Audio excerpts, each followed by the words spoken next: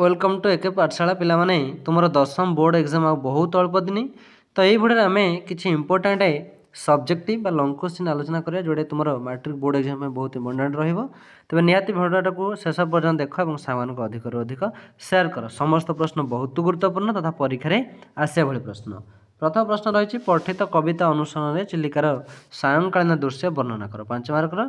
जदि तुम या न कर अच्छी कवि माटीमार जयगान शतमुख पठित सर्वसाहमाटी कविता अनुसरण वर्णना कर। दुईट जाक बहुत इंपोर्टेंट प्रश्न। ये प्रश्न मतलब बहुत थर परीक्षा आसी। सेकेंड प्रश्न 2 नंबर अच्छी पल्लीर शिक्षित संप्रदाय और श्रीकृष्ण मध्य तुलना केते दूर यथार्थ पठित जन्मभूमि प्रबंध अनुजाई आलोचना कर। और अच्छी सभ्यता विकास रे विज्ञान अवदान पठित सभ्यता विज्ञान शीर्षक प्रबंध अनुजाई आलोचना कर। सबुठ इंपोर्टेंट प्रश्न ही आम सब आलोचना करुचे मन रख पे। देन सरलार्थ तुम अच्छी सप्रसंग सरलार्थ कौन अच्छी ना कली उपद्रवे तेजी लोकालय शांति की एस्तले भजिले आश्रय। ये प्रश्न बारंबार तुम दशम बोर्ड एग्जाम रे आसी। और अच्छी मरण दुआरे चरण अरपी गाँव अमर गान पोछि दिया आज मानव शिरस्सु संचित अपमान। तेरे ये सरलार्थ पे देखीद कारण बहुत इंपोर्टेंट प्रश्न अच्छी। देन 4 नंबर तुम सरलार्थ गोटे अच्छी गद्यरु अच्छी ताकू देखीद कौन प्रश्न अच्छी गद्यरु जे यह कृतकर्मर परिणाम जदि तुम यहीटा न कर किंबा दरिद्र नारायण सेवा ही सन्यास यथार्थ व्रत तुम्हें ये दुईटी सरलार्थ मध्य गोटे लिख। 4 नंबर 5 नंबर देती यथासंभव 200 शब्द मध्य जेकोसी गोटे प्रबंध लिख। 5 नंबर तुम प्रबंध पलि आसला जोटा कि 10 मार्क। कौन प्रबंध अच्छी सड़क सुरक्षा जीवन रक्षा आउ कौन अच्छी खरे तुम रहा कौन ना जे कौन ना संवादपत्र करे अच्छे सड़क सुरक्षा जीवन रक्षा खरे संवादपत्र।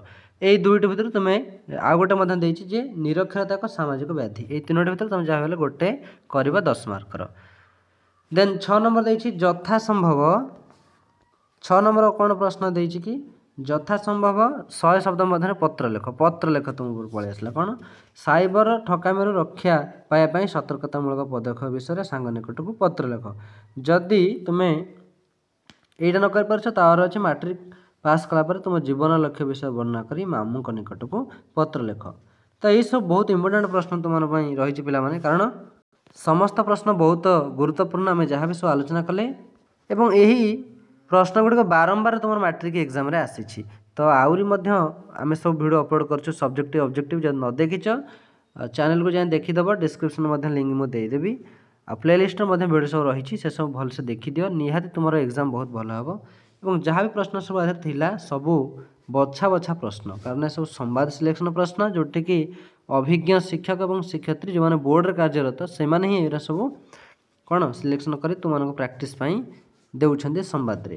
तो निहाती प्रैक्टिस करदे और तुम एग्जाम निहाती भल हम। जहाँ भी क्वेश्चन सब दिया जब तुम प्रैक्टिस करदेव निहाती तुम अति कम जो मैंने न पढ़ी भी जब टी परिश्रम कर 400 रु क्रॉस कर दियो निहाती तुम 400 निहाती क्रॉस कर दियो जो मैंने टिके भी टिके चेष्टा कला जो मैंने आरंभ भलसे पढ़ीछ से तो निहाती 95% क्रॉस निहाती करदेवी।